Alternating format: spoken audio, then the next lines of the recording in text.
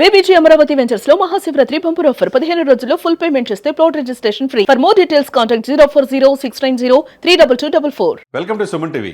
ఆంధ్రప్రదేశ్లో కూటమి ప్రభుత్వం ప్రజలకి ఏం చేయబోతున్నారు, ఏం చేశారు, ఎంతవరకు చేశారు, వాగ్దానాలు ఇచ్చిందేంటి, ఎంతవరకు నెరవేరిని, చాలా పూసకొచ్చినట్టుగా ఇప్పుడే అటు మంత్రి మండలి కార్యదర్శుల సమావేశంలో అటు చంద్రబాబు నాయుడు గారు, ఇటు పవన్ కళ్యాణ్ గారు స్పష్టంగా చెప్తా ఉన్నారు. ఎందుకంటే ఎన్నో ఆశల మధ్య 151 సీట్లున్న వైసీపీని కాదని 11 సీట్లే పరిమితం చేసి 124 సీట్లుతో ఇప్పుడు రోజు 100% స్ట్రైక్ రేట్తో ముందుకు అటు జనసేన, ఇటు టీడీపీ, ఇటు బీజేపీ అధికారంలో వచ్చింది. మరి వచ్చి 2 సంవత్సరాలు పూర్తవుతున్న సందర్భంగా ప్రోగ్రెస్ రిపోర్ట్స్ కూడా అడుగుతూ ఉన్నారు. క్షేత్రస్థాయిలో ఎక్కడికక్కడ అరెస్టులు జరుగుతూ ఉన్నాయని ఒకవైపు అంబటి రాంబాబు, ఒకవైపు జోగి రమేష్, వైసీపీ ఎప్పుడు లేని విధంగా వాళ్ళు బయటకు వస్తా ఉన్నారు. ప్రభుత్వ వ్యతిరేక కార్యక్రమాలు, ప్రభుత్వం అన్యాయంగా మమ్మల్ని అరెస్ట్ చేస్తున్నారని వాళ్ళు వినిపిస్తున్నారు. ఇంకొక వైపు అతి కీలకమైన తిరుమల పవిత్రమైన లడ్డూ ప్రసాదంలో అది సెంట్రల్ ఇష్యూ అయిపోయింది.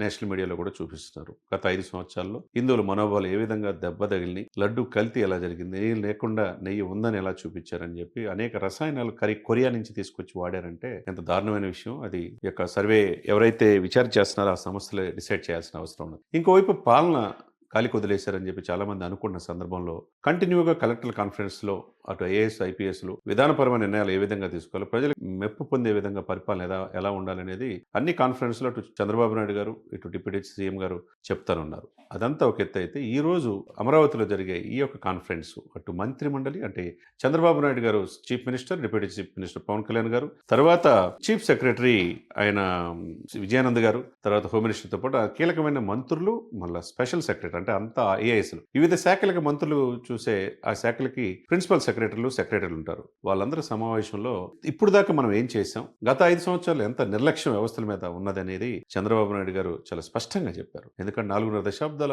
ఈ యొక్క అనుభవంలో గత 5 సంవత్సరాలు పరిపాలించినట్టు రెవెన్యూ డిపార్ట్మెంట్ లో విపరీతమైన దారుణమైన దెబ్బలు తగిలి పేదవాళ్ళు అన్యాయం అయిపోయారు, ఇష్టానుసారంగా వ్యవహరించారని చెప్పకని చెప్పారు. ఎందుకంటే సాక్షాత్తు అప్పటి చీఫ్ మినిస్టర్ జగన్మోహన్ రెడ్డి గారి ఇంటి పక్కన ఎలిఫాడ్ కోసం ప్రైవేట్ ల్యాండ్ అడిగితే అతన్ని నేను ఇవ్వనండి, నా ల్యాండ్ నేను వ్యవసాయం చేసుకుంటానంటే అతన్ని బెదిరించి 22A ఆయన్ని చేర్చి ఇబ్బంది పెట్టారంట. పాపం ఆయన కూడా వచ్చి చంద్రబాబు నాయుడు గారు కలిసి నాకు న్యాయం చేయండి అన్నప్పుడు ఎంత దారుణంగా చూసావంటే, బాబు ఏంటి పరిస్థితి అంటే, సార్ నాకు ప్రాణం ఉంటే నేను పోరాడగలను సార్, మీరు వచ్చారు కదా నాకు న్యాయం జరిగిద్ది అని అంటే ఏ విధంగా గత ప్రభుత్వం అటు రైతులను కావచ్చు ల్యాండ్ ఇవ్వని వాళ్ళని హెరాస్మెంట్ చేశారనేది స్పష్టంగా అర్థమవుతా ఉంది. అవన్నీ చెప్పారు. ఇంకోవైపు డిఎస్సి ద్వారా 16,000 టీచర్లు ఉద్యోగాలు భర్తీ చేశాం. తర్వాత 6,000 కానిస్టేబుల్స్ ఉద్యోగాలు, వాళ్ళకున్న 8,000 రూపాయలు అట్లా దీన్ని 12,000 రూపాయలకి జీతాలు పెంచాం. ఉన్న ప్రాధాన్యత క్రమంలో ఎక్కడ కూడా పెన్షన్లు ఆపట్లేదు, ఒకవైపు ఉద్యోగుల జీతాలు ఆపట్లేదు అని చెప్పి చాలా స్పష్టంగా మేమేం చేయబోతున్నాము, మహిళలకు ఏం చేస్తున్నాం, రైతులకు ఏం చేస్తున్నాం అంటే రైతులకు కూడా గిట్టుబాటు ధరలుగా వాళ్ళకు 1,100 కోట్లు కేటాయించి వాళ్ళకి సంబంధించిన ఎప్పటికప్పుడు సమాచారం అందించడం, వాళ్ళకి పట్టాదారు పాసు పుస్తకాల్లో ఇంతకుముందు జరిగిన అవినీతి అవకతవకల్ని ఇచ్చేయటం, తర్వాత సాగునీరు కోసం 24,000 కోట్లు కేటాయించడం, ఇవన్నీ కూడా రీసర్వే చేయటం, ఇవన్నీ చెప్తుంటే ఏఎం గ్రీన్ అమ్మోనియాలో ప్రపంచంలోని మొట్టమొదటి కాకినాడలో మొన్న ప్రారంభించాం. దానివల్ల కొన్ని వేల కోట్లు ఇతర దేశాల నుంచి మనకు డాలర్లు వస్తాయని చెప్పన్నారు. అదే సమయంలో విశాఖపట్నంలో గూగుల్ A1 డేటా సెంటర్, దానివల్ల $15 బిలియన్ల యుఎస్ మనీ మనకు రాబోతుంది. అక్కడ కాగ్నిజెంట్ వస్తుంది, TCS వస్తుంది, మిగతా సమస్యలన్నీ కూడా పెట్టుబడి, రిలయన్స్ లాంటి సమస్యలు పెట్టుబడటానికి గత 5 సంవత్సరాలు చేయలేంది. ఈ కూటమి మీద నమ్మకంతో వాళ్ళు పెట్టుబడులు పెట్టడానికి ముందుకు వస్తున్నారు. ఈ క్వాంటమ్ వ్యాలీ కూడా నిన్ననే శంకుస్థాపన చేశామని చెప్తున్నారంటే మరి ఒకవైపు ఆవేదన, గత 5 సంవత్సరాలు అస్తవ్యస్తమైన పరిపాలన, అమరావతి రాజధాని ఉంటుందా లేదని పరిస్థితించి అమరావతి శాశ్వత రాజధాని 24 అవర్స్ పనిచేయటం, అదేవిధంగా ఆంధ్ర జీవనాడి పోలవరం పూర్తవుతుందన్న ఆకాంక్షని ఏపీ ప్రజల్లో వచ్చింది. ఇంకొక వైపు రోడ్లు, ఇవన్నీ కూడా చాలా చక్కగా చంద్రబాబు నాయుడు గారు చెప్పారు. మేము ఉన్నట్టుగా చేస్తాం, ప్రజల మెప్పు కోసం పనిచేస్తాం,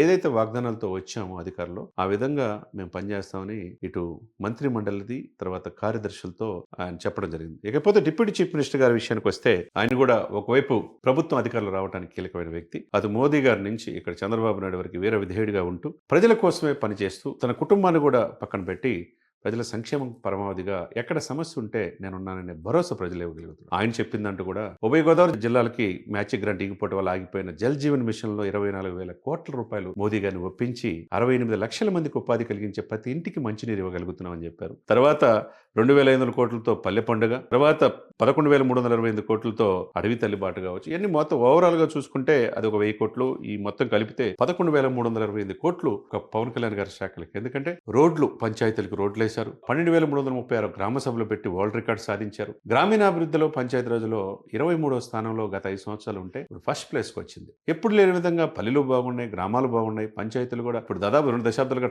ట్రాన్స్ఫర్లు లేని పరిస్థితులు వాళ్ళకి ప్రమోషన్స్ ఇచ్చారు, ట్రాన్స్ఫర్లు ఇచ్చారు. సింగిల్ రూపాయి లంచం లేకుండా వాళ్ళకి ఉద్యోగులకు పదోన్నతి కల్పించారు.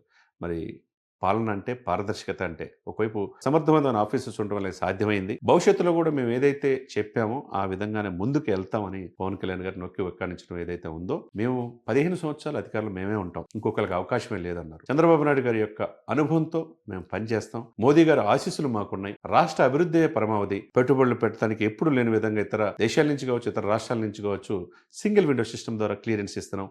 వాళ్ళకి కావాల్సిన ల్యాండ్లు కావచ్చు, పర్మిషన్స్ కావచ్చు, వితిన్ 24 అవర్స్లో ఇయ్యగలుగుతున్నాం అని చెప్పేసి అటు పవన్ కళ్యాణ్ గారు చెప్పడం ఏదైతే ఉందో, పరిపాలనలో పూర్తి అనుభవం లేకపోయినా వితిన్ 2 yearsలో అపారమైన అనుభవం పవన్ కళ్యాణ్ గారు తెచ్చుకున్నారు. ఎందుకంటే ఒకవైపు చంద్రబాబు నాయుడు గారిని చూసి శాఖల్లో కీలకమైన కృష్ణతేజ గారు కావచ్చు, శశిభూషణ్ గారు కావచ్చు, చాలా మంది కీలకమైన వ్యక్తులు పెట్టుకోవటం, మల్లికార్జునరావు గారు ఫారెస్ట్ హెడ్గా చేసిన ఆయన్ని అడ్వైజర్గా పెట్టుకోవడం కావచ్చు, ఒకవైపు అడవులను సంరక్షించుకోవటం, వన్యప్రాణుల్ని సంరక్షించుకోవటం, జూలు అభివృద్ధి చేయటం, పర్యావరణాన్ని పరిరక్షించడం, ఈ అన్నిటితో పాటు గ్రామీణాభివృద్ధిలో గ్రామాలకి, పల్లెలకి, పట్టణాలకి కనెక్టివిటీ, రోడ్లు బాగు చేయటం, అదేవిధంగా ఉపాధి అవకాశాలు కల్పించడం, ఎక్కడ సమస్య ఉంటే నేను నన్ను భరోసా అటు చంద్రబాబు నాయుడు గారు, పవన్ కళ్యాణ్ గారు ఇద్దరే అన్నట్టుగా వాళ్ళ పరిపాలన తీరు ఏదైతే ఉందో అద్భుతంగా ఉందని ఆంధ్రప్రదేశ్ ప్రజలు చెప్పుకున్నమాట. ఎందుకంటే ప్రజలు వీళ్ళు సూపర్ 6 అని చెప్పేసి అధికారంలో వచ్చారు. జగన్మోహన్ రెడ్డి గారు 10 సంవత్సరాల అధికారులు మేమే ఉంటాం, అవకాశం ఎదుటి వాళ్ళకి లేదు అన్నారు. మరి 10 సంవత్సరాల నుంచి 5 సంవత్సరాలకే పరిమితం అయిపోయింది. 151 సీట్ల నుంచి 11కే పరిమితం అయిపోయి ప్రధాన ప్రతిపక్ష హోదా కూడా కోల్పోయి చివరికి అసెంబ్లీలో కూడా వెళ్ళలేని పరిస్థితిలో